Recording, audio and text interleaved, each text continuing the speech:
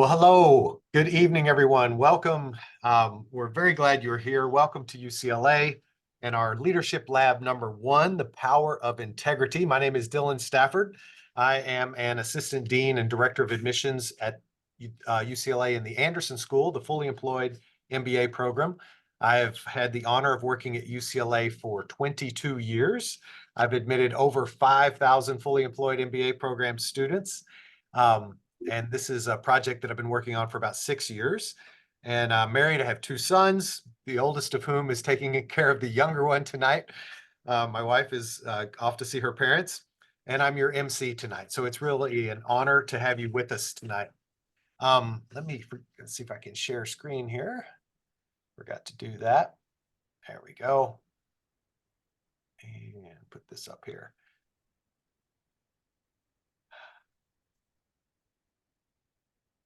All right. So I am, as I said, really honored to get to be with you tonight, leading this session, the UCLA 2024 Leadership Lab #1, The Power of Integrity. Being a leader in the effective exercise of leadership is the course from which we'll pull the excerpt tonight's experience. Leadership begins with leading yourself, or as our famous coach John Wooden liked to say, failing to prepare is preparing to fail. So I have had the honor of co-creating this Leadership Lab with Dr. Cooper the last 6 years. And we started in 2019 as 2 programs, the fully employed MBA program and the Luskin School of Social Welfare. And then the next year, we added the executive MBA and the financial engineering programs here at UCLA. And then excitingly, across campus, the Fielding School of Public Health and the David Geffen School of Medicine. And then the 3rd year, social welfare, dentistry, and nursing. And last year, Samueli, online engineering and theater, film, and television. And I'm now going to give a few of our committee members who are, not everyone is here tonight. Some are here tonight. Some will welcome at the Leadership Lab #2. But Elisa, could we start with you to greet our guests tonight on behalf of David Geffen? All right. Thank you so much, Dylan. Really appreciate that. I just want to give a shout out to all of our medical students that are starting with us this fall. We are so excited to welcome you to campus actually pretty soon, coming up in August.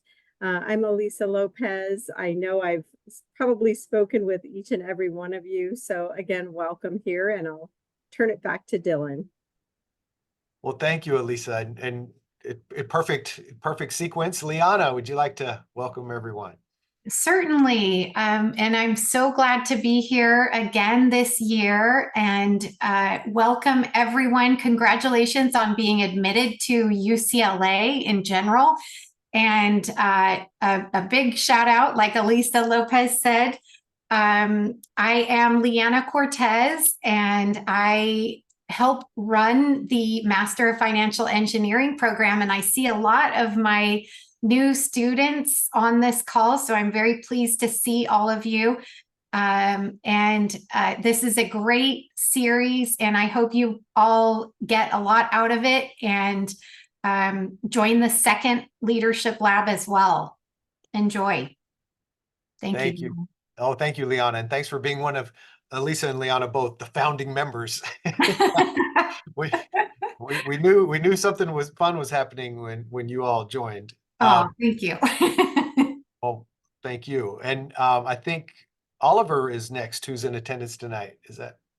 I believe Anna, Shauna, Liz, and Julian are gonna say their greetings next time. So Oliver, please. Hey everyone, I'm Oliver EK. My pronouns are he, him. I'm the Associate Director of Admissions in the Department of Social Welfare. Any social workers here? Anyone in the MSW program? Feel free to leave a little heart reaction or say hello in the chat. We're really glad to see you. This is a great opportunity to get a little taste of actually a class that Dr. Cooper teaches in the summer session. So you have great access to this great content on how to be a leader, something that we all emphasize that are really important for all of our units at UCLA. I think it's the one thing that kind of unites every unit on campus is leadership. So we hope you find it valuable, It's a great opportunity to meet other people in different, parts of campus, which is a little bit harder to do once you're in the program you matriculate into. So we hope you enjoy it. Welcome to UCLA.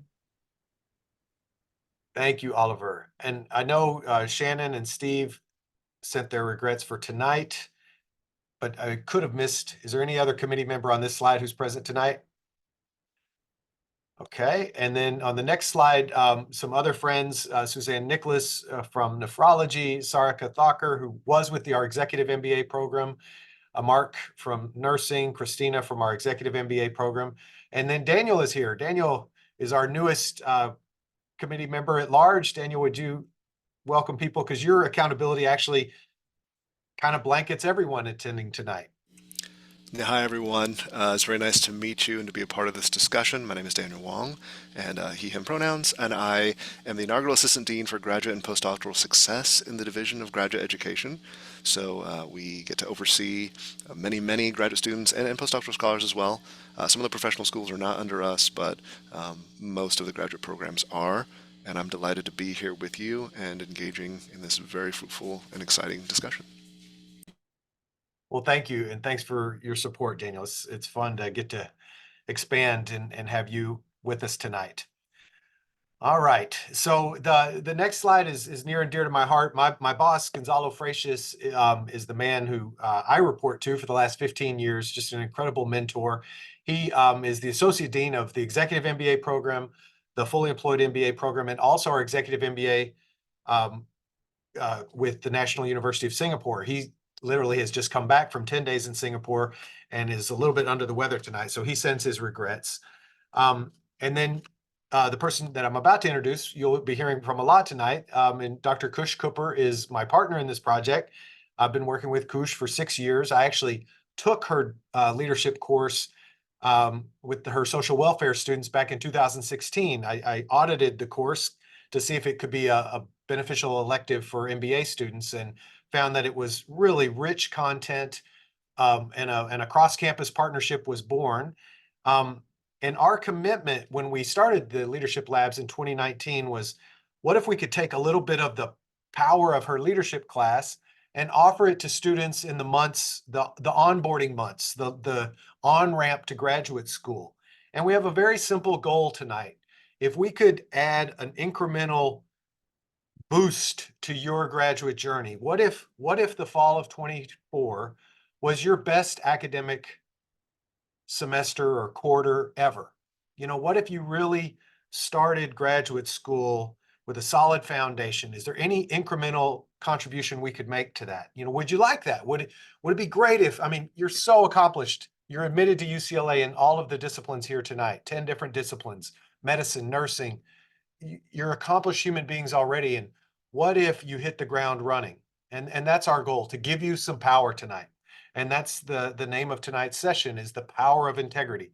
And we want to give you access to power through this distinction of integrity to aim high, and maybe even aim a little bit higher than you're already aiming as you come to UCLA. So with no further ado, I'd like to introduce the star of tonight. Dr. Khush Cooper is an assistant adjunct professor here at UCLA Luskin.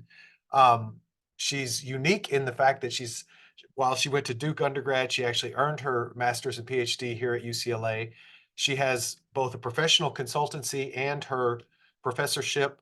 And in her consulting work, she is an expert in child welfare, in foster care reform. She specializes in LGBTQ youth in the public systems and how to improve outcomes for them. She's also an expert in implementation science and obviously leadership.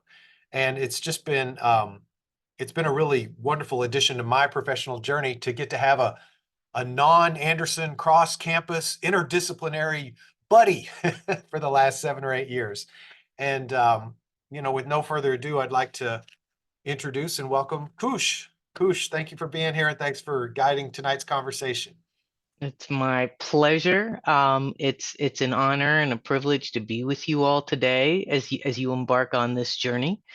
And Dylan's going to send us into a breakout session here soon, but something to something to take away from what Dylan just shared with you, and the introductions of all these people from all these fields. Yeah, that, perhaps leadership has a little bit less to do with what you know, and more to do with who you be. So that's an inquiry I'm going to leave you with, and perhaps leadership is agnostic to field.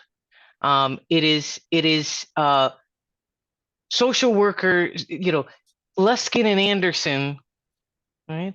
You might say, well, really? Well, that's an interesting partnership. And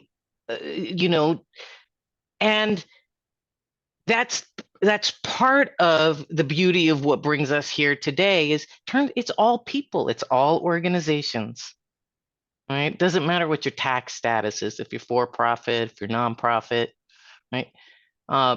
And so, as you, Dylan, it's just such a pleasure to sort of stand in the face of stereotypes with you, right? And to build bridges across disciplines and with all of you and colleagues from other fields. So just thank you so much. Oh, my pleasure, Khush. I learned so much from you. All right, so tonight we're going to have 3 breakouts, and we're going to jump right into a breakout. We haven't gotten into the course of tonight yet, but we want you to have a chance to meet each other. And we're going to send you off to breakout rooms, and we're going to have. And this may be not the one of the few opportunities you have to meet with folks that are not in your program, folks, because it'll get really intense really fast with readings and finals and getting to class, right? This is an opportunity to really set some cross-campus partnerships and friendships. And we're gonna just, you're gonna start easy. It's a 5-minute breakout. You're in rooms of about 4 or 5, so a minute each. Your name, which program are you in? That's going to be interesting. And just a icebreaker question. What are you most looking forward to at UCLA? Right? There's a plethora of things. It could be academic, it could be personal, it could be proximity to the beach, whatever. There's a lot to love at UCLA. So about 5 minutes, we'll give you the 1-minute warning, and when it's time to wrap up. If you're super excited, make sure you don't take up all the time. And if you're feeling a little uncomfortable, hey, graduate school, getting comfortable being uncomfortable is a big part of it. So safe space, everybody's under the UCLA umbrella, everybody's taking this giant step. So with no further ado, we're going to send you off into breakout rooms. 5 minutes, your name, your program, and what are you most looking forward to at UCLA as an icebreaker question. Enjoy, and we'll be back in 5 minutes.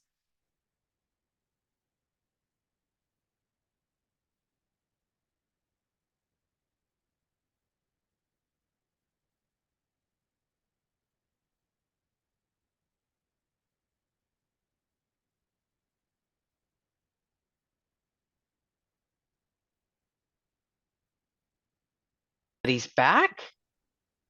Dylan, does it look like everyone's back? Daniel, looks like everybody's back? We still have a few finishing up, but Okay. they'll be sent back within about 20 seconds. right. Everybody will Okay. be sent back. Wonderful. Well, I'll wait.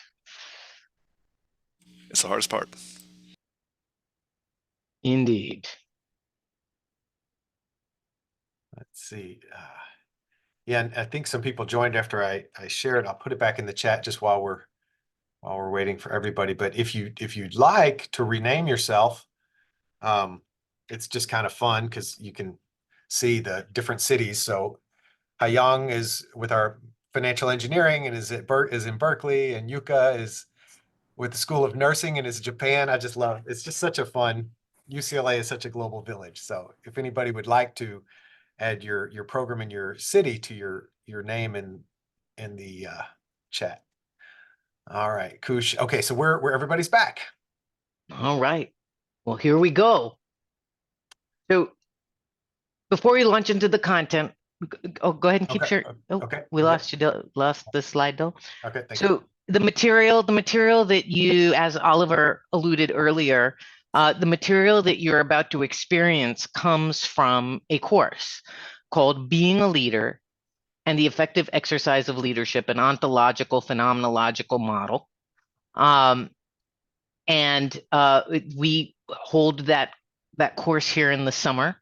And we do it in the summer. When Dylan took it, we did it during the year. And we realized that this was material that not only students would love, but the public also. And so doing it in summer sessions allows us to have deans and administrators and undergrads and artists and CEOs and PhD students, just folks from all walks of life together.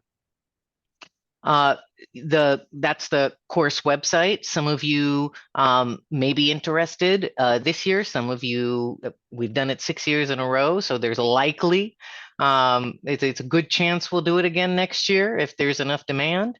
And the website is there for you to check out what that's about. All right, go ahead. Next slide, Dylan. And moreover, the course relies on about at this point, about a nine. What is it up to, Dylan? It's slightly over 1,000 slides. It's 1,000 slides, and we call that our slide deck textbook. Right. So, and those are the authors. And let me say a little bit about this being a leader and the effective exercise of leadership, an ontological phenomenological model. Those are $15 words, as I say. So what do we mean by ontological phenomenological? Okay, well, the answer is actually in the title above it. Ontology is the study of being. Right?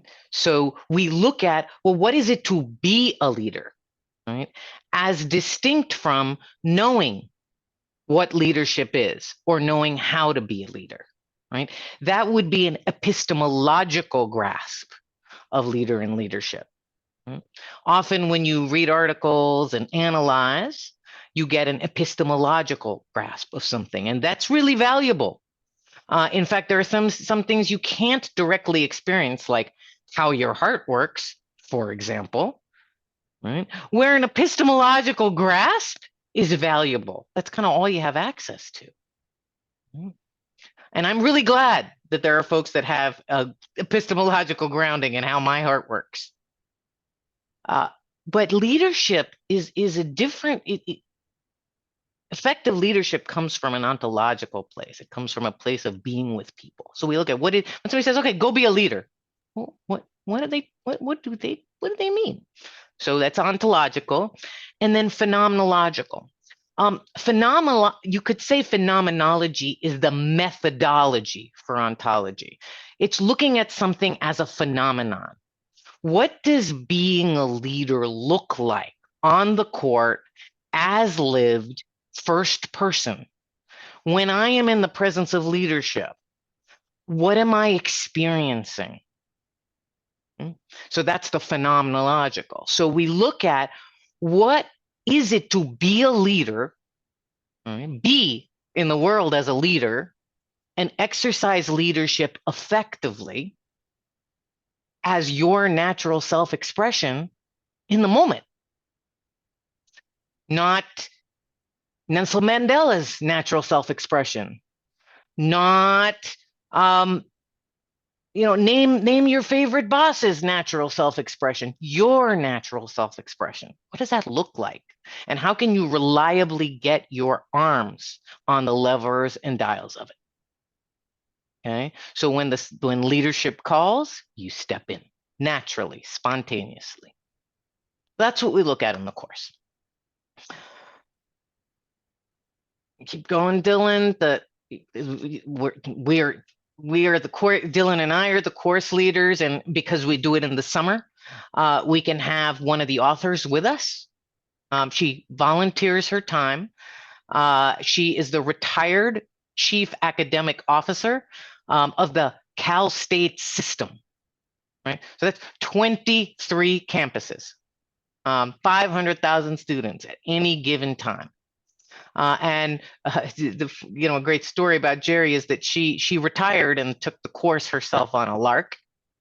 Like somebody says, "Oh, come on, it's a leader." She goes, "Okay, I mean, I've won teaching awards, and I've been a provost, and I know everything about leadership, but it'll be fun." And she summarily unretired after she took the course because she saw that in her 40 years of teaching that she had thrown a lot of knowledge at students, but hadn't had them discover for themselves. So she trains us faculty all across the world in 68 universities to lead this material now. All right, so that's just a feel for sort of like who's in the room. And if Jerry, right, can benefit from leadership development, actually retired, so could all of us. All right, Dylan, let's go to the next slide.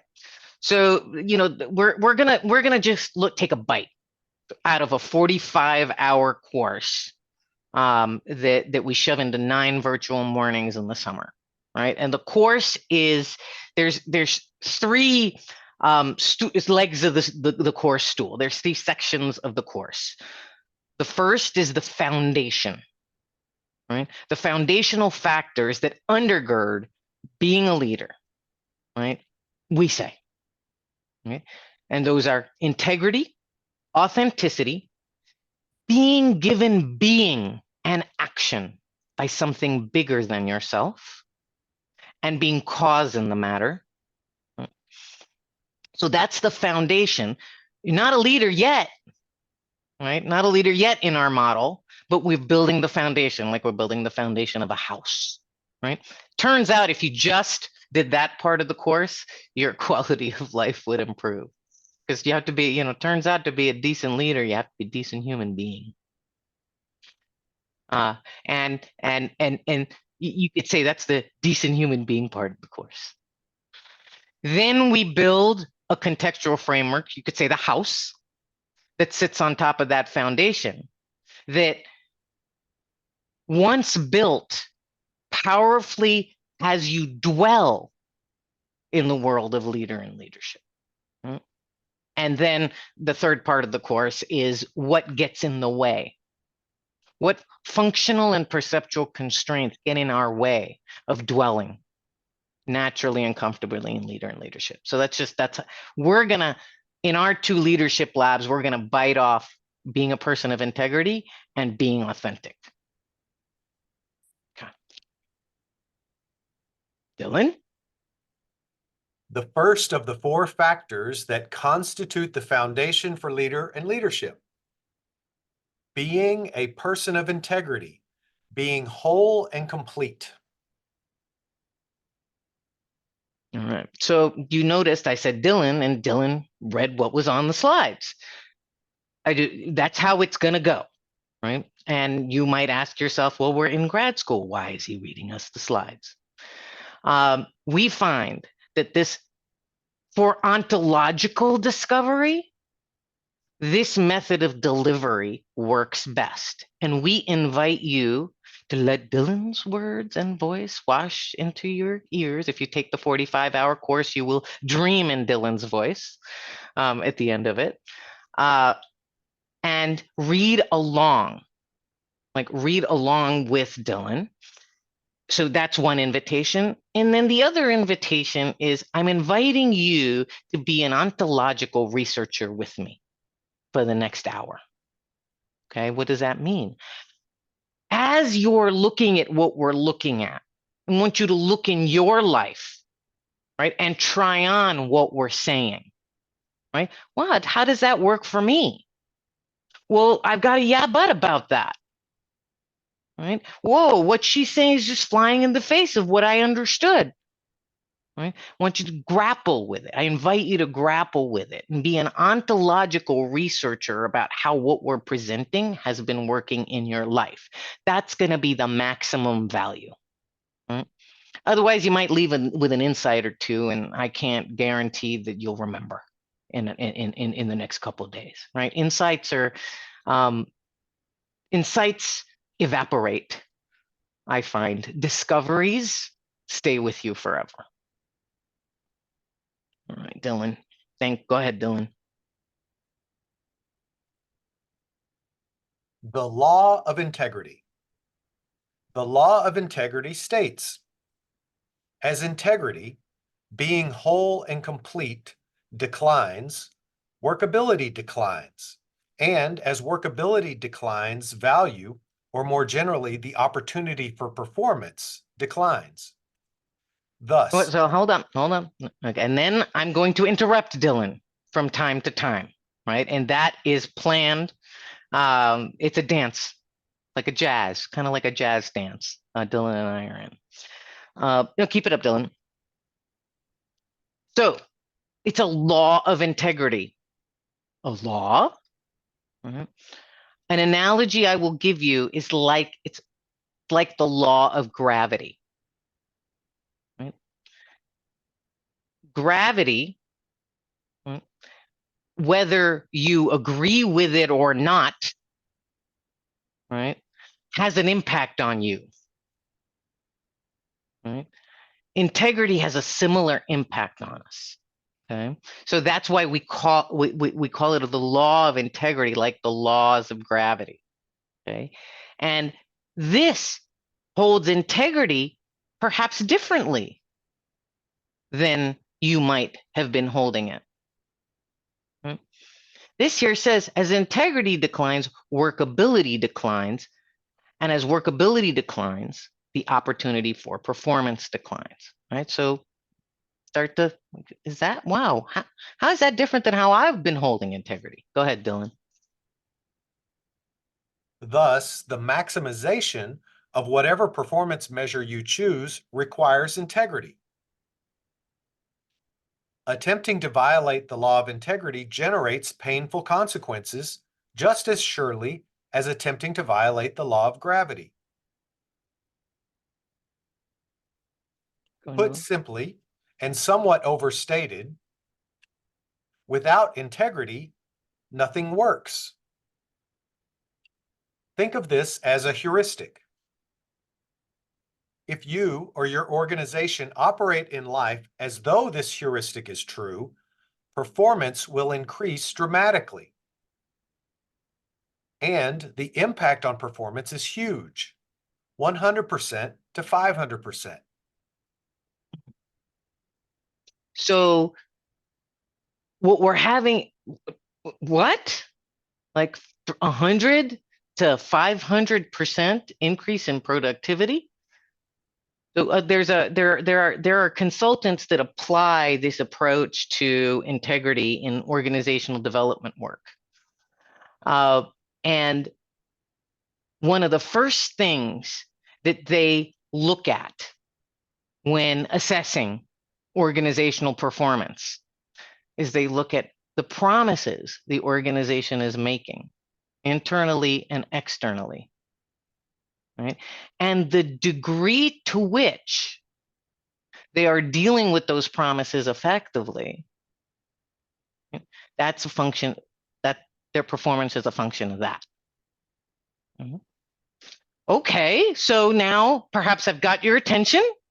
I want that for my organization. Maybe I even want that for myself.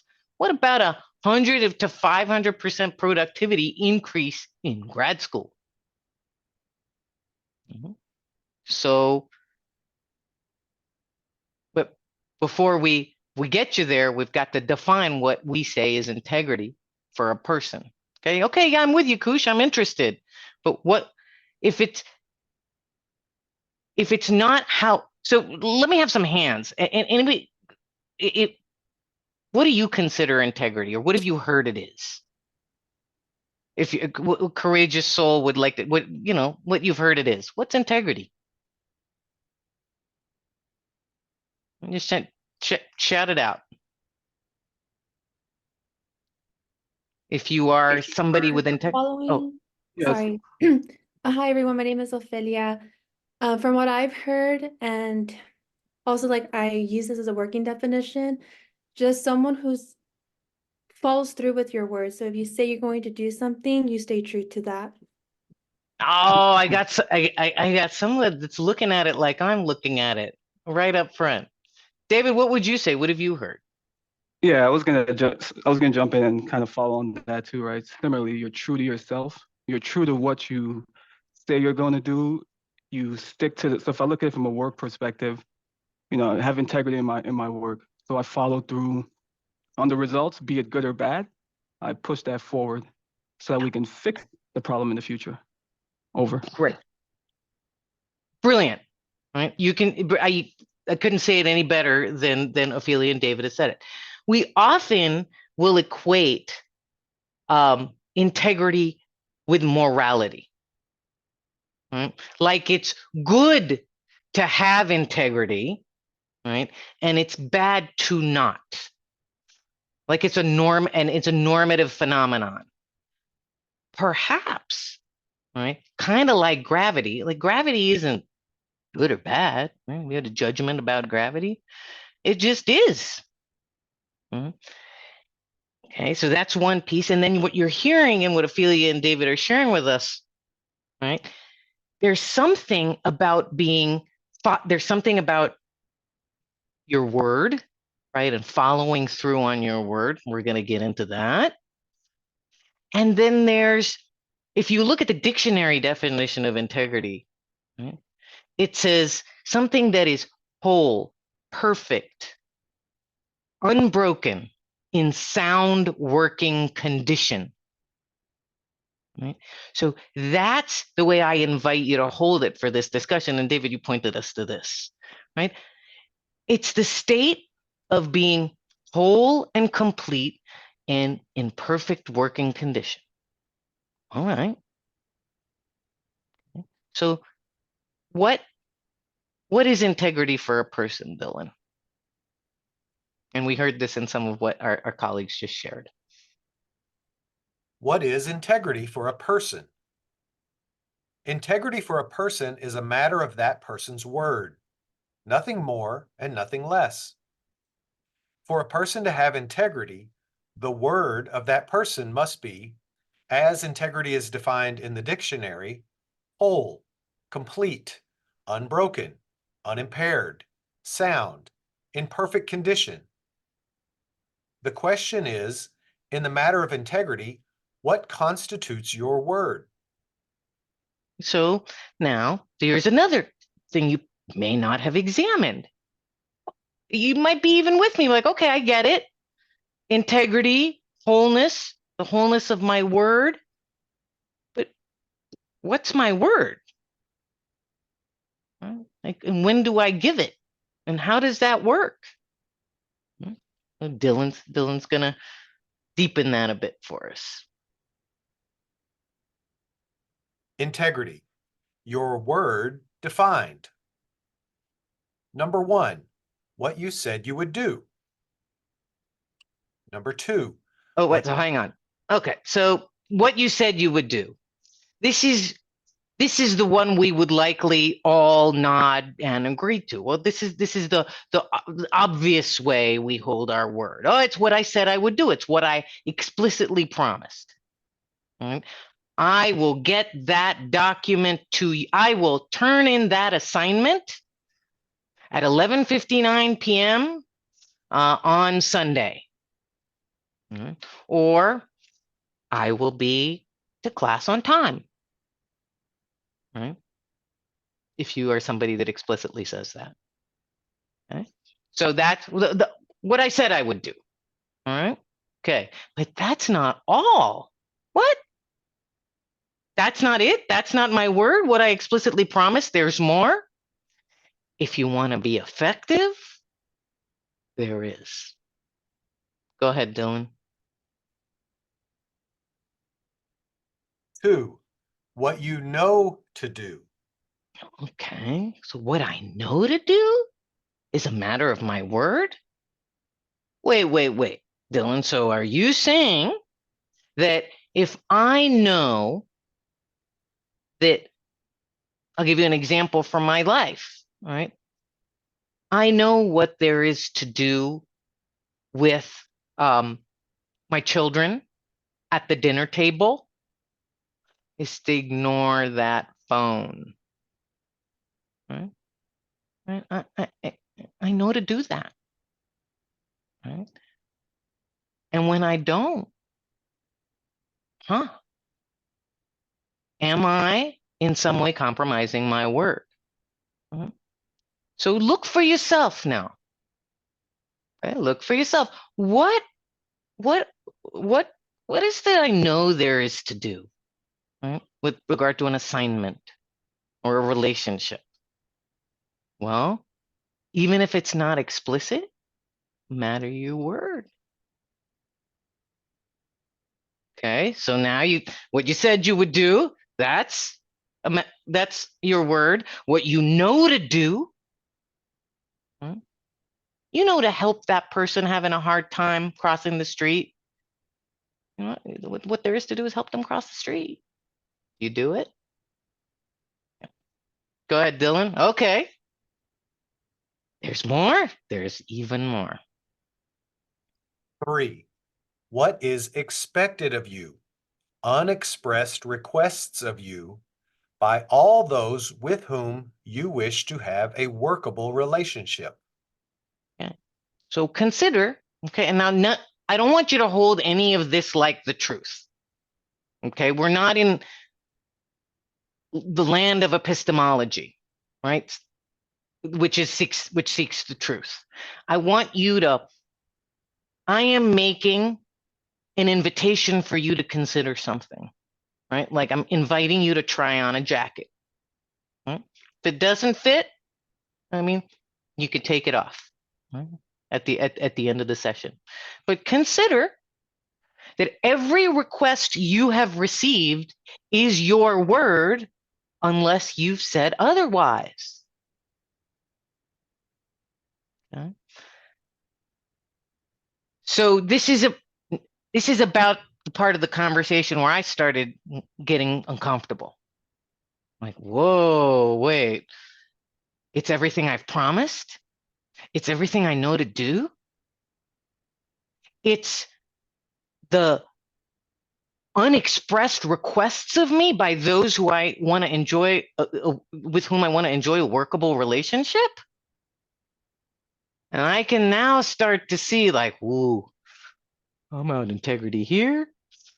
I'm out integrity there. Okay. But we're only halfway through the list. 4. What you say is so. Okay. So if you're asserting facts,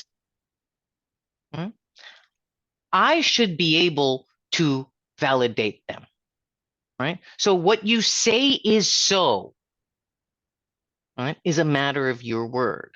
So if I stand up here and I tell you 40 to 60% of LGBTQ, so lesbian, gay, bisexual, transgender, and questioning youth, they make up 40 to 60% of the homeless youth population. I'm saying something that's so. That's now a matter of my word. That's not so. Right? I didn't fact check it. Right? That's an integrity issue. That's also part of my word. Okay. Dylan. 5. What you say you stand for. What do you say you stand for? What do you go around saying? You say you go around stand for peace? You say you go around stand for honesty? That's now a matter of your word, right? And I had to look for myself. Oh yeah, you're stand for family well-being. Khush, you're a social worker. That includes my family's well-being. So I stand for that. It's now a matter of my word. And where I'm not that, now not integrity. Okay, if you're anything like me, it was like enough now. I see all the places I'm out of integrity. No more. There's one more. Yeah. 6. Moral, ethical, and legal standards. Of the groups in which you wish to enjoy membership. Okay. They are, unless you decline them and accept the consequences of declining them, they are a matter of your word. So here's what came up for me right about now. Oh, that driver's license I signed for. I actually gave my word I wouldn't speed. I speed. Yeah. Matter of my word. Okay. Hold on. Let me look and see. I don't want to give away a punchline. So let me just kind of look and see. Okay. So Dylan, now I just want you to read through the 16 and 17. Okay.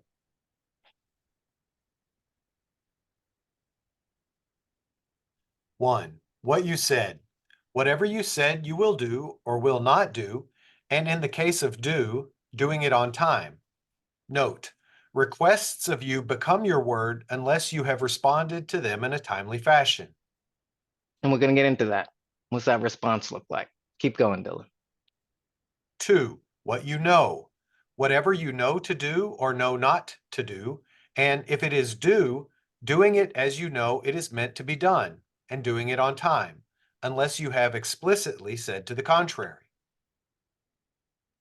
3, what is expected, unexpressed requests of you.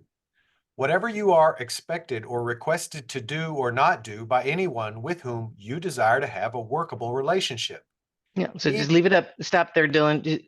Now, you don't if you don't want a workable relationship with them, you're not really interested in being led by them or leading them, then don't worry about it. Don't hold it like this.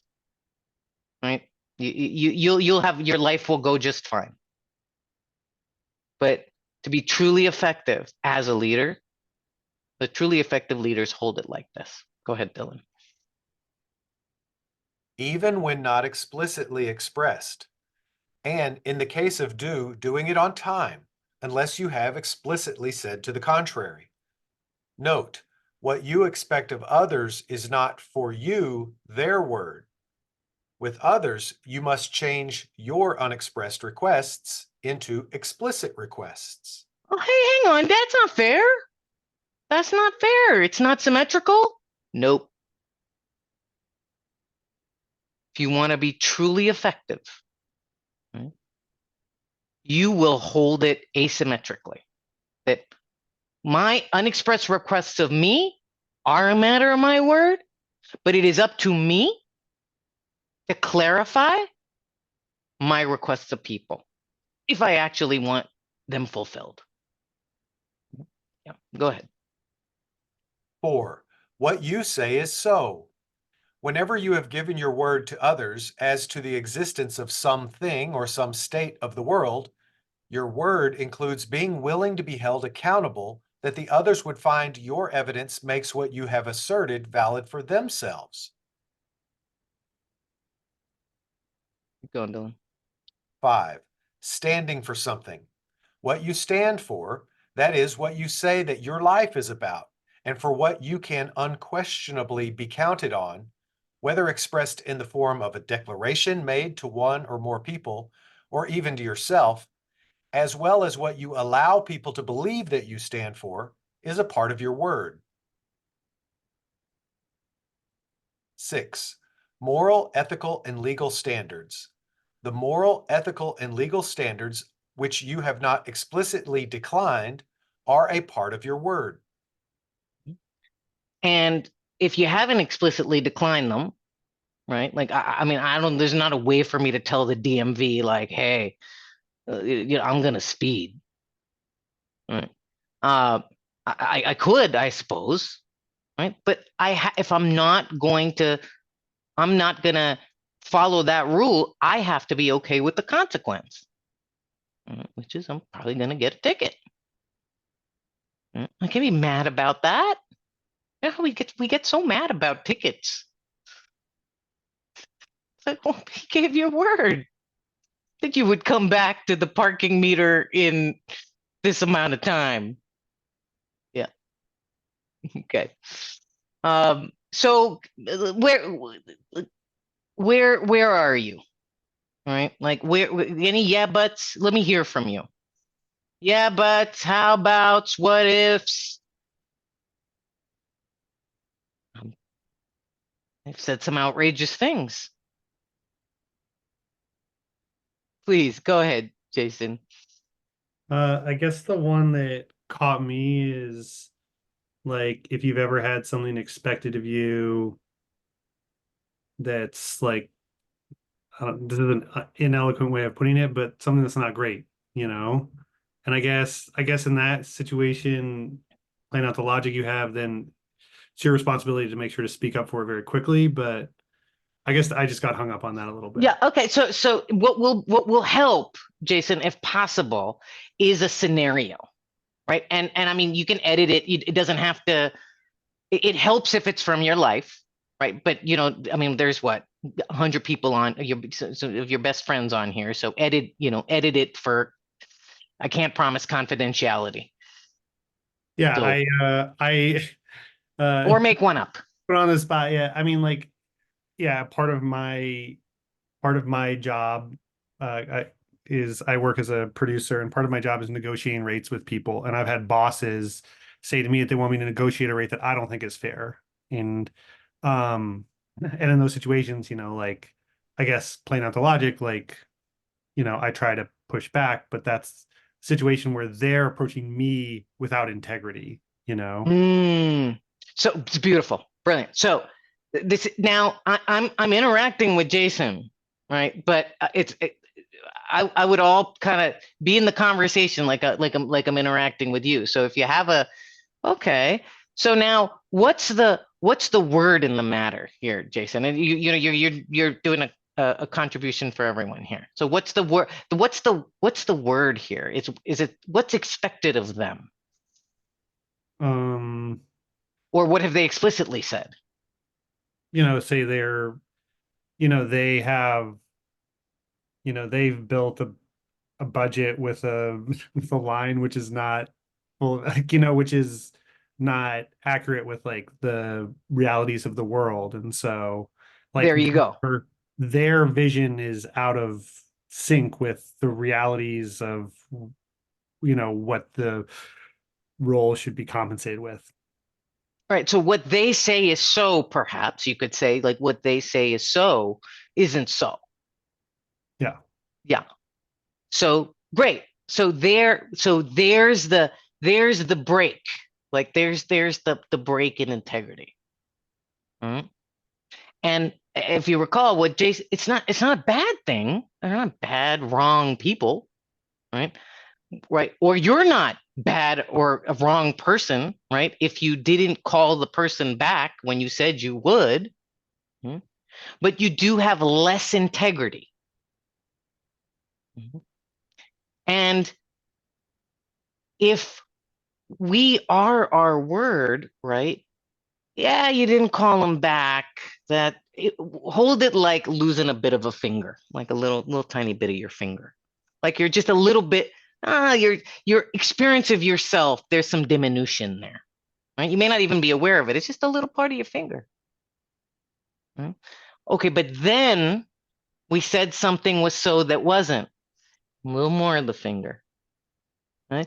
And you can start to see how we start to chip away slowly at our level of integrity. And as Dylan pointed out, as integrity declines, performance declines. Right? So there's a mess that gets created. And Jason, I would assert that as a result of that out integrity, then a mess ensues, right? Which now you're cleaning up. Right? So you're at the receiving end of some of the mess that ensues when there's an out integrity, even as like, well, we said this is so and it isn't. Great. Thank you. Brilliant. Anyone, any other yeah buts, how abouts, what ifs? Okay, now you might be wondering, wow, I'm looking like I don't have like a whole hand and I'm losing 9 fingers on the other one by this count. All right. Now what? All right, Dylan. And just to let everybody know, I'm recording this and I'll share the link. So there's someone requesting to record it, but just I'll share the entire link. All right, continuing forward. What is it like to be whole and complete as a person? Perhaps the most important aspect of being out of integrity is the loss of yourself. In a very real sense, you are your word. When you honor your word to yourself and others, you are at peace with yourself, and therefore act from a place where you are at peace with others and the world, even those who disagree with or might threaten you. You live without fear for your selfhood, that is, who you are as a person. There is no fear of losing the admiration of others. You do not have to be right. You act with humility. Keep going, Dylan. Everything or anything that someone else might say is okay for consideration. There is no need to defend or explain yourself or rationalize yourself. You are able to learn. This way of being is often mistaken for mere self-confidence, rather than the true courage that comes from being whole and complete. That is, comes from being a person of integrity.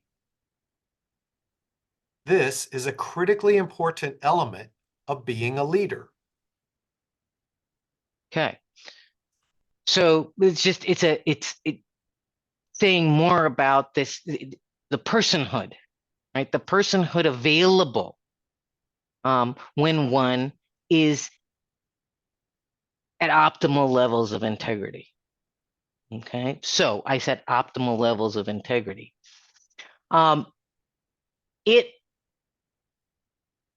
There, you can still function. You can still function with a finger missing. It's when you might even be able to function with 2 fingers missing. But when it starts to chip into perhaps your whole hand, now your opportunity set for performance, so to speak, ontologically, is reduced.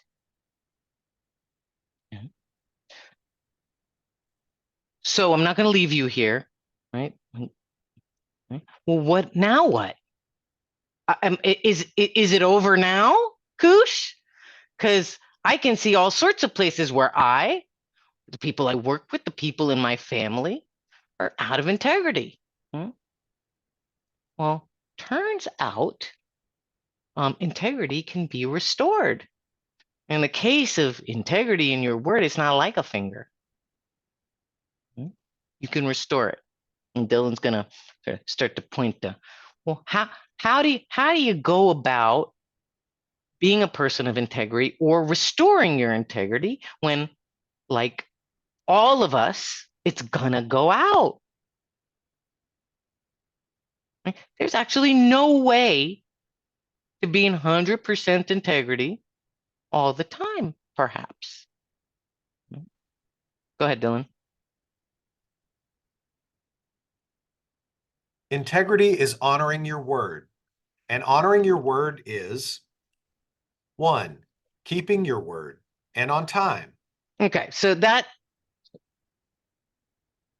interesting. Wait, the title says honoring your word. I thought it was going to say keeping your word. That's one way to be a person of integrity, is keeping your word and keeping it on time. I am going to be at your birthday party, Dylan, at 4 o'clock on Sunday. Okay, and I show up 4 o'clock on Sunday for Dylan's birthday party. Okay? All right, so that's one way. Go ahead. Or 2, whenever you will not be keeping your word, just as soon as you become aware that you will not be keeping your word, including not keeping your word on time, saying to everyone impacted, A, that you will not be keeping your word, and So hold on. Okay, so Dylan, I'm not going to make it to your birthday party at 4 o'clock on Sunday. Now, I'll imagine a scenario where a family member of mine got into a car accident on Sunday afternoon. Right? Given what I stand for, it would be wholly inappropriate for me to go to that birthday party rather than help my family member go to the hospital. I can't keep that word. I'm not going to keep that word. Okay? But I can honor that I gave it because my word matters to me. Go ahead, Dylan.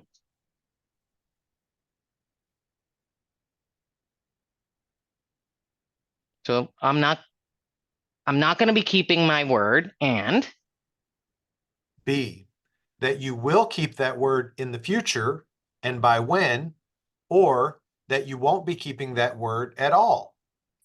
well, you could say, well, I'll be there at 5:30. I'm not going to be there at 4. I'm going to be there at 5:30. Or I'm not going to make it at all. Okay. Dylan's going to give you the part of this, right, that most of us forget and then wonder why integrity isn't restored or attempts to restore them fall hollow. Go ahead, Dylan. And C, what you will do to deal with the impact on others of the failure to keep your word or to keep it on time. That's the part that most folks miss. Right? There's always an impact. Right? There's always an impact when integrity breaks. There's always a, so to speak, a mess that ensues. Right? Jason was cleaning up the mess from the ad integrity of the folks that Jason was working with. All right. Maybe it was a centennial birthday. And Dylan's really important to me, and I'm really important to Dylan, and maybe that's going to be an impact on Dylan. I'm not there, and I said I was going to be there. Hey, maybe I was going to get into a speech. Right? There's an impact. Right? So we have to offer to make up for the mess that's created. Right? So what can I do to make up for the impact? What can I do to clean up the mess? You do it in your words. But that, you can go put the slide back up, Dylan. That will ensure that you're a person of integrity. Honoring your word. We're not saying that integrity is keeping your word. And that's it. It's honoring your word. Go ahead, Dylan. And if you have a yeah, but or a how about or a what if that comes up while we're talking, just get your hand up there, and we'll come to you and deal with it, because it's likely coming up for other folks too. Go ahead, Honoring Dylan. word. Honoring your word. Remember, honoring your word when you're not going to keep your word means that as soon as you know you will not or may not be keeping your word, you let those impacted know and clean up any mess left for yourself and others. In fact, to empower and enable yourself as a leader, you will have to be rigorous in honoring your word with yourself, with those you lead, and with those who lead you. So this is an opportunity for you to practice being a leader. That is, being a person of integrity. And remember, integrity is one of the 4 factors of the foundation for leadership. Yeah, one of the things we say is leadership begins with leading yourself. You can't lead yourself. You can forget about leading anybody else. Can you get yourself to the gym at 6 o'clock in the morning because you said so?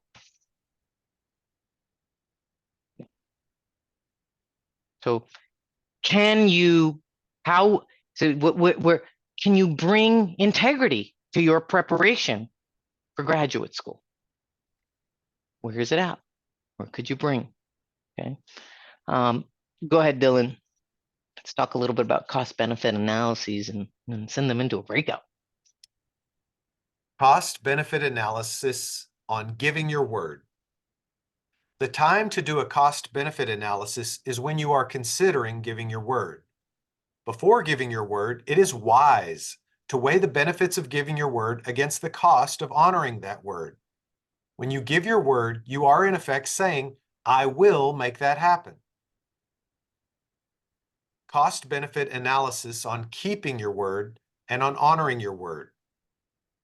When it comes time to keep your word, there will also be instances when doing a cost benefit analysis is appropriate.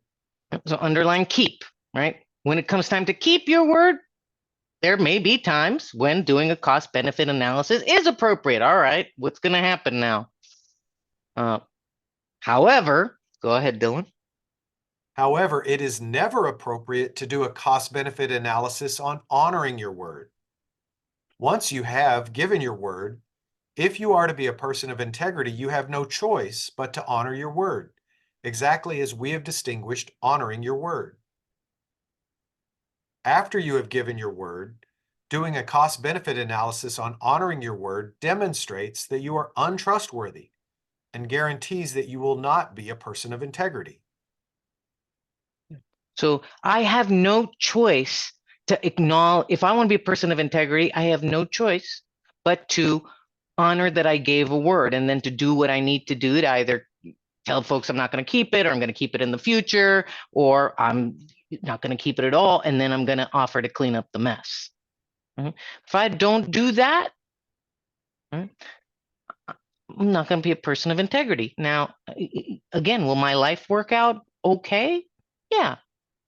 But am I going to be able to make the difference that I'm committed to making in the world? Am I going to have sufficient power to do that? Probably not. Yeah. And, you know, folks that apply to go to grad school are up to something. Has been my experience. You're up to something. There's a difference you want to make. Right? And I don't want to shoot you, don't want you to sort of nail your foot to the floor, right, as you embark on making that difference. Right? And this is the stuff that gums that up. And we don't even know. And we get into that in a moment. Go ahead, Dylan. All right, Khush, so we're going to send them on a breakout. Yeah. Okay, so go ahead, Dylan. Oh, am I still sharing? Sorry. Am I There sharing? you go. All right. You are sharing. So breakout room assignment number 2, 10 minutes. What are the 6 elements of word?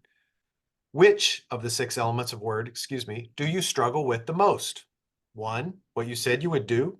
2, what you know to do. 3, what is expected of you, unexpressed requests of you by all those with whom you wish to have a workable relationship. 4, what you say is so. 5, what you say you stand for. 6, moral, ethical, and legal standards. And with struggle includes what you're struggling now, right? It doesn't, if you're struggling with one of these, right? Like, oh, like it's a hard time with that one. You know, well, what about that policy that's discriminatory? All right. If I'm looking at number 6, I struggle when that happens. Right? Or what part of this is you just having a hard time swallowing? Right? You can look in all those places. Would it be possible to put these in the chat? Yes, we will. Thank you so much. for sure, for sure. Pleasure. Okay. Okay, are we ready to send off to the rooms? And we will put the prompts in the chat after we go to the rooms. So we'll have 10 minutes. So please make sure everybody gets a chance to share and have fun looking. May need to do some reintroductions, Dylan. I've consolidated some of the rooms that were down to like 2 or 1 person. Oh, okay, great. All right, get to meet some new people. Thank you, Daniel. Mm-hmm.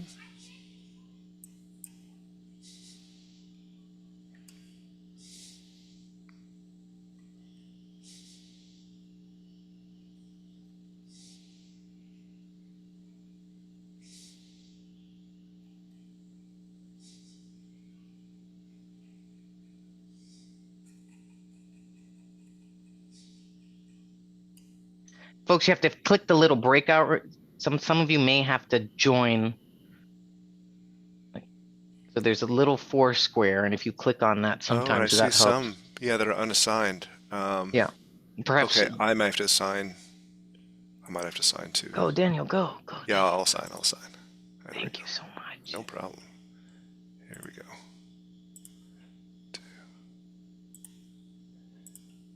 Yeah, I don't know how we got. Do you want to pause the recording though? Oh, yes, I do. All right, Khush, we're back. Okay, so let's go to slide 25. Something almost nobody knows. The price you pay for a lack of integrity. Keep going, Dylan. Integrity and performance. As this new model of integrity points out, integrity is the state or condition of being whole, complete, unbroken, unimpaired, sound, in perfect condition. Such a state is the necessary and sufficient condition for workability, and workability is a necessary condition for performance.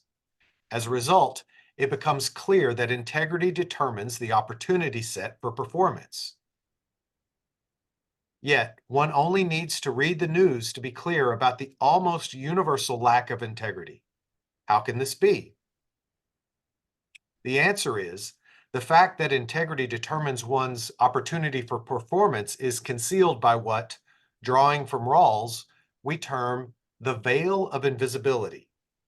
There are Oh, go ahead, Dylan. Sorry, finish.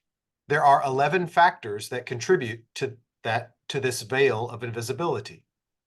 So we're going to show you the 11 factors that contribute to the veil in a moment. And you keep that slide up, Dylan. But the question, okay, Khush, so you're telling me, good integrity is going to make me more effective, make organization more effective. Then how come when I go to work, I turn on the TV, I read the news, how come there's just example after example after example after example of people seemingly doing fine, right? And not being people of integrity? Like, how come word hasn't gotten around? Right? Valid question if you're having that question, right? Well, there's something in the way. What Dylan is pointing to is there's something in the way of having us get present to the fact that the mess in our lives, right, is actually a function of an out integrity somewhere. Yeah. Go ahead, Dylan. The veil of invisibility. For example, one of the factors contributing to this veil of invisibility is self-deception. A self-deception that leads almost all of us to believe that we are persons of integrity. If you take your integrity for granted, even with this and that instance to prove it, you are virtually guaranteed to be out of integrity. Yeah. So if you come to the conversation, I got this, I'm a person of integrity. That's what we're saying, is you're almost guaranteed to be out of integrity. You've got to get that you're going to be out of integrity from time to time. Go ahead, Dylan. And if you don't see it, you're not going to be able to restore it. Go ahead.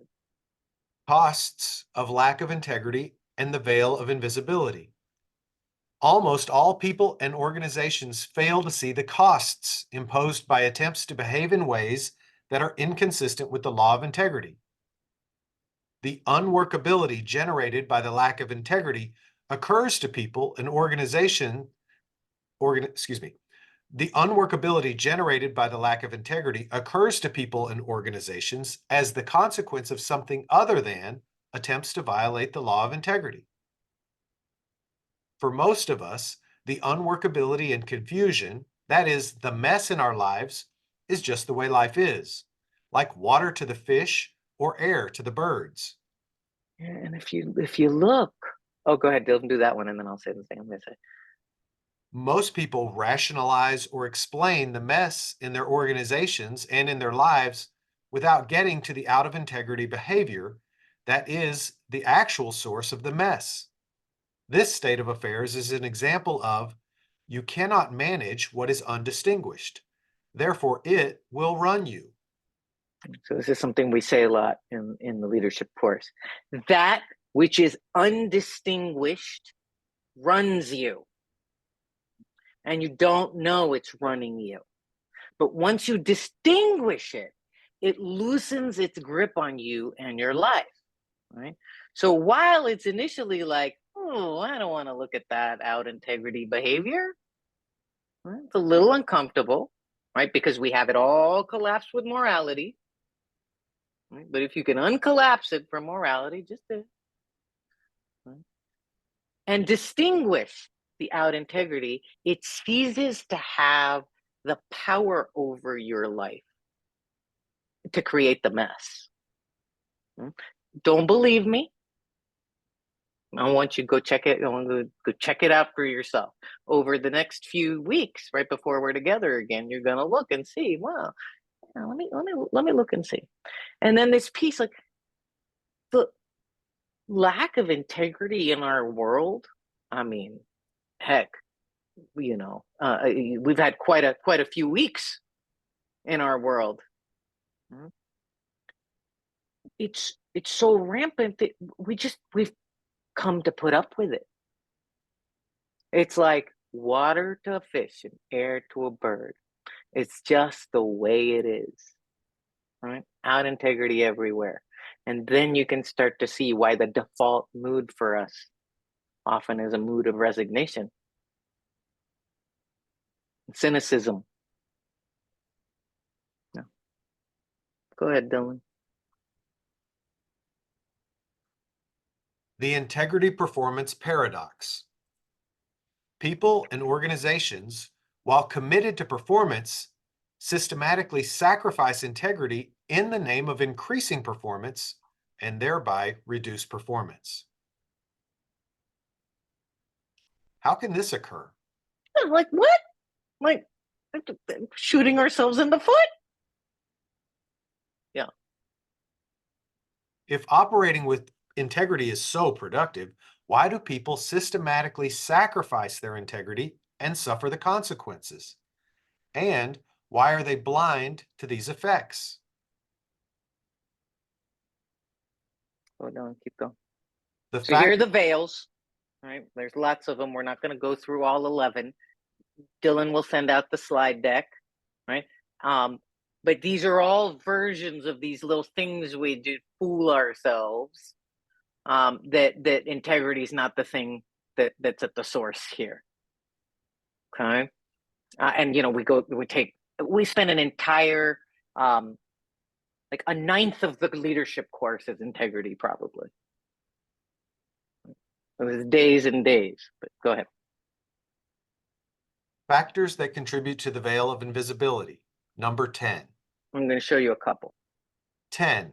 Integrity is a mountain with no top. People systematically believe that they are in integrity, or if by chance they are at the moment aware of being out of integrity, they believe that they will soon get back into integrity. In fact, integrity is a mountain with no top.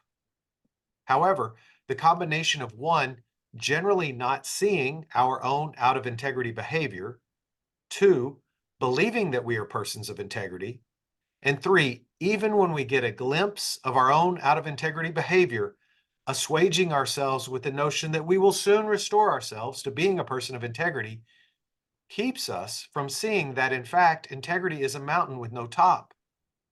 To be a person of integrity requires that we recognize this and learn to enjoy the climbing.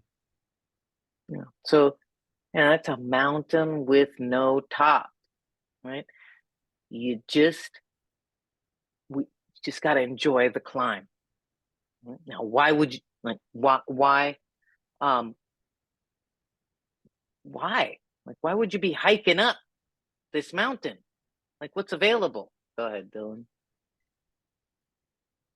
In order to always be in integrity, one would have to be in integrity with respect to every instance of words 1 through 6 at every moment in time. 1, what you said. 2, what you know to do or not to do. 3, what is expected of you.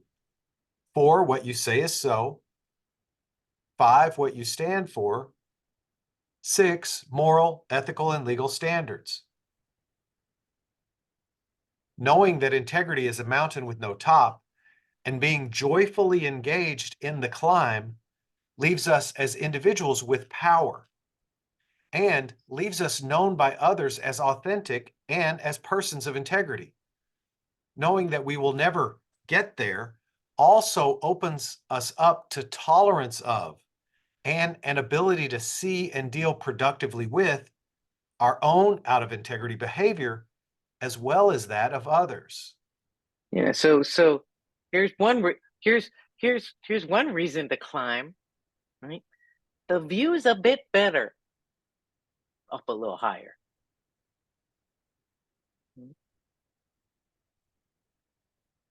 Go ahead.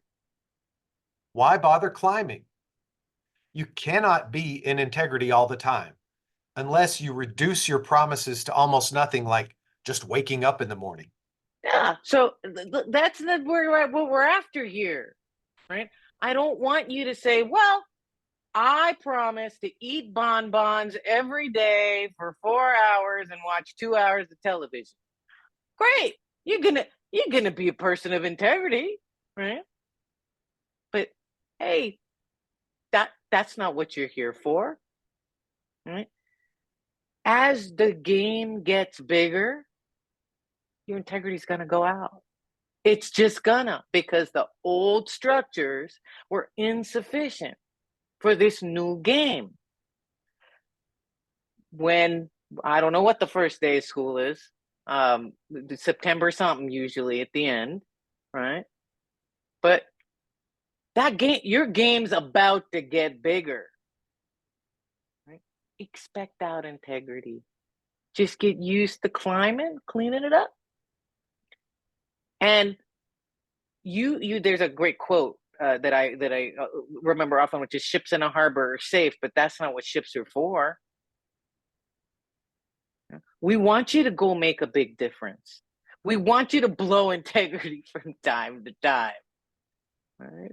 We're just giving you an opportunity to have some tools to restore it, because you're gonna need every ounce of the power that integrity gives you to make these differences you're gonna make. I mean, my fellow social workers, we're gonna be looking at some tough stuff. Go ahead, Bill. People may ask, why should I bother climbing a mountain that has no top? Climbing the mountain is what allows for integrity, and integrity creates workability. Thus, we had better enjoy climbing because this is a mountain with no top. Notice that every time we put something into integrity in our lives or organizations, workability and the opportunity for performance increase. The effect is huge, and yet we will never get it all done. Therefore, we better learn to enjoy climbing. Keep going, Dylan. I could. Factors that contribute to the veil of invisibility, number 11. 11, not having your word in existence when it comes time to keep your word. Yeah. So have you ever asked, what happened to my word? I just gave it. Where'd it go? It's still in my mouth. It's in my breath. Where is it? Where's my word? Notice the second you give it, poof, it's gone. I can't find it. I'm not going to unscrew your head and find your word in there. Where is it? Yeah. Go ahead, Dylan. A major source of people saying talk is cheap is that when it comes time for most people to keep their word, their word exists in a place that does not give them a reliable opportunity for keeping their word and on time. Most people have never given any thought to where their word went after they closed their mouth. That is to say, where their word is when it comes time for them to keep their word. This is a major source of out of integrity behavior for individuals, groups, and organizations. As somebody that went to grad school too, if you're gonna rely on memory, right, to keep, you might as well give up now. Okay, it's too much. You're not gonna. Oh yeah, okay, yeah. And we all do this now. Oh yeah. I gotta call the car dealership tomorrow. Okay.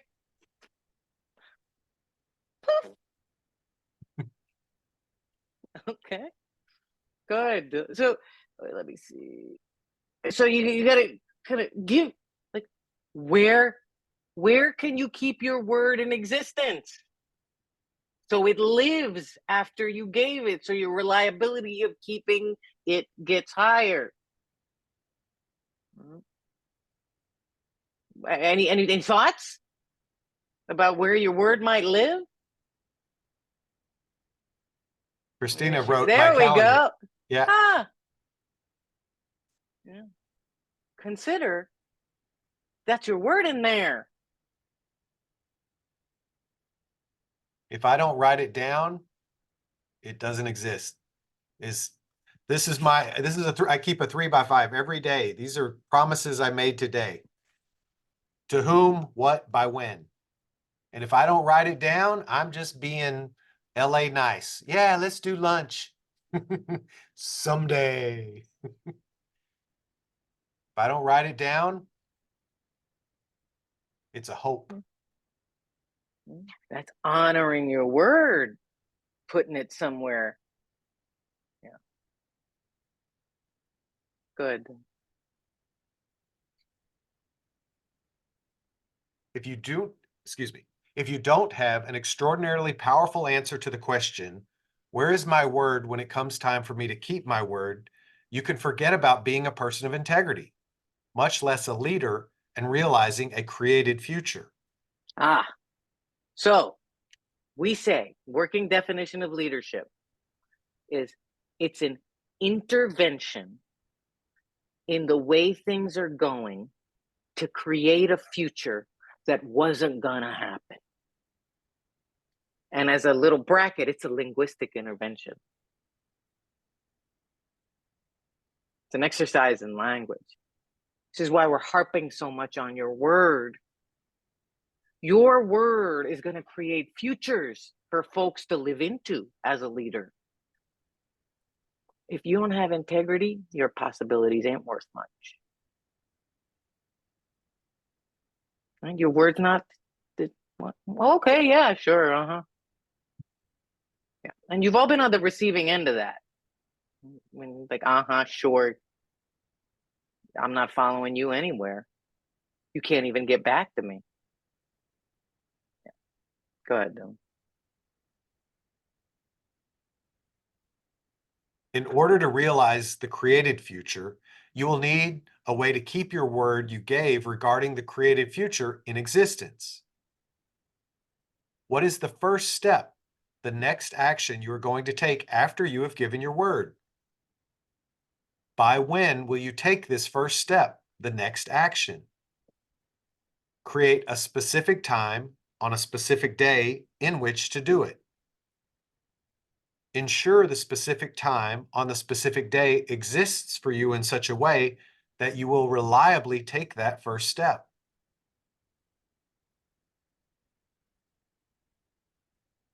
Keep going, Dylan. A picture of integrity. Okay, so we're going to put it all together, right? Like I've thrown a lot at you, okay? But now I want you to, and you're going to take this into your lives and you're going to check out what Dylan and I told you. You didn't see if we were full of it or not. You're going to check it out for yourself, right? Don't believe us. Go ahead, Dylan. Trust, then verify. What would your life be like? And what would your performance be if it were true that You have done what you said you would do, and you did it on time. You have done what you know to do. You did it the way it was meant to be done, and you did it on time. You have done what others would expect you to do, even if you never said you would do it, and you did it on time. Or you have informed them that you will not meet their expectations. And you have informed others of your expectations for them and have made explicit requests to those others. And whenever you realize that you were not going to do any of the foregoing or not going to do it on time, you have said so to everyone who might be impacted. And you did so as soon as you realized that you wouldn't be doing it, or you wouldn't be doing it on time. And if you were going to do it in the future, you have said by when you would do it. And you have dealt with the consequences of your not doing it on time or not doing it at all for all those who are impacted by your not doing it on time or not doing it at all. In a sentence, you have done what you said you would do, or you have said you were not doing it. You have nothing hidden. You are truthful, forthright, straight, and honest. You have cleaned up any mess you have caused for those depending on your word. And, almost unimaginable, what if others operated in this way with you? Just imagine. Just imagine that world. This, you know, it's a significant day for me to be having this conversation with you, right? Because you might it even might be obvious, you know, the how out integrities, when people don't do what they say they were going to do, when they don't do what's expected of them, mess ensues. I mean, we are living through messes that perhaps might be caused by out integrity, not because bad people. And we don't have this conversation in classes with you. And so I thank you for allowing us to have it with you today. All my eggs as a social worker after 25 years of practice and all the messes I've seen, you know, I've lived in 3 continents. Integrity. My eggs are in the integrity basket. Go ahead, Dylan. Okay, so we're going to have one last breakout. It's going to be kind of turbo, but you're graduate students now. So we're going to send you back. And this is a chance to start a discovery over these next 2 weeks. Given what you've heard about integrity, what do you notice about how you go through life? And again, I'm going to send everybody, we'll send the recording tomorrow. You can look at this. And this one I personally love tremendously. Who is your accountability person? Who will support you through the tough times of graduate school? You know, that old expression, dig the well before you're thirsty. There are going to be times in grad school where the tire is flat. Who's your person? Is it your mother? Is it your sister? Is it a spouse? Is it a committed relationship? Who's that person that you can talk to these next 2 weeks? Like, I'm really doing this. I'm starting med school at UCLA. Mom, you know, and you're my person. And there's going to be a time when I'm going to need a shoulder. And I want to go ahead and ask you in advance.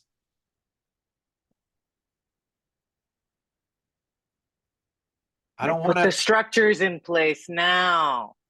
Where's the calendar of occasions? Who are the people that you're gonna use when you're at integrity? Right? Put the structures in place now. Don't wait till September. Graduate school is a marathon, not a sprint. You cannot hold your breath and run like hell and hope for the best. You need people to give you glasses of Gatorade. Who's your people? Who's your person? Right? am I going to be able to open my voice and say, oh my gosh, I need help? To pretend that we're okay when we're not okay, that's an out of integrity. I gave my word to get enough sleep, stay hydrated, and stay in sync with my mom. You know, if you have key relationships before grad school, we want you to have those same key relationships, only better when you graduate grad school. This is not a burn it all down. This is not Survivor. We want you to thrive, not survive. Okay, so we got 5 minutes. We're going to run off to rooms. We're going to come back and we're going to land this plane and we're going to be done at 7:30. Everybody clear? Khush, you're muted. Dylan and I gave our word, even though we didn't, right? 7:30, that's what it says. Yeah, go ahead. All right, here we go.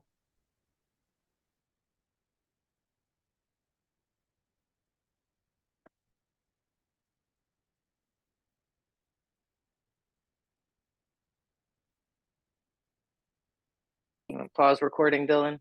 Oh, thank you. And then I'll broadcast it. Where did it go? Oh, all the controls.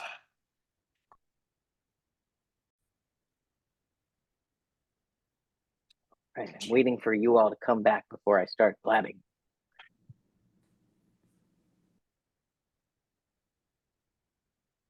I love seeing we have Portland, Oregon, Washington, D.C. It's so, we live in such an amazing moment in human history.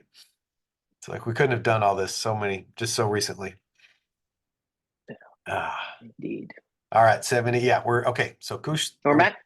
Okay, so look, we're inviting you to look.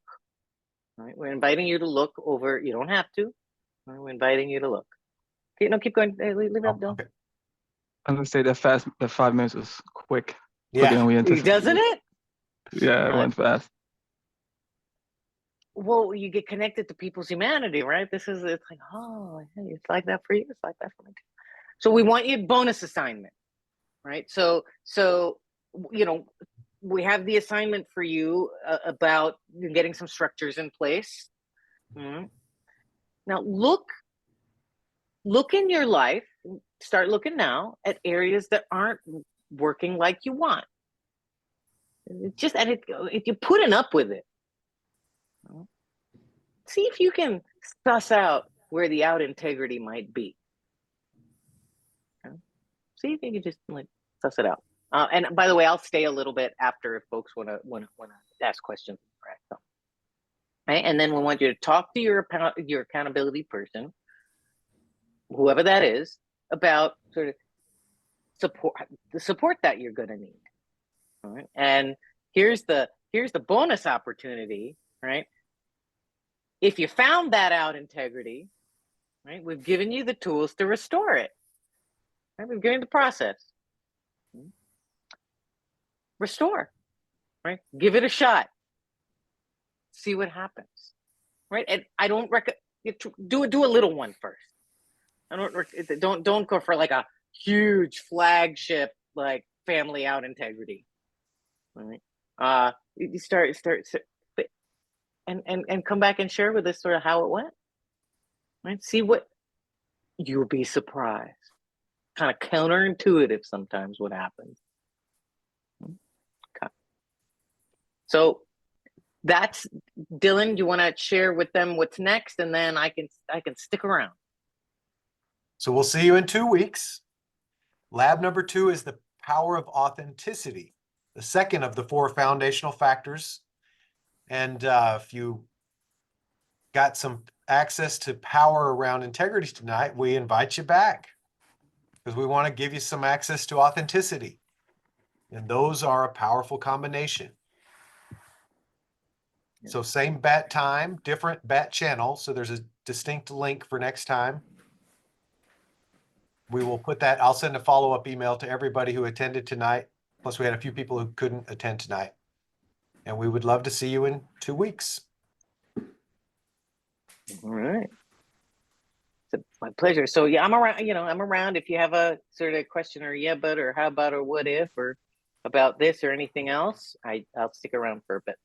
And then, but we'll pick it back up next time because we're going to see what happens. All right, I'm going to stop recording. Okay.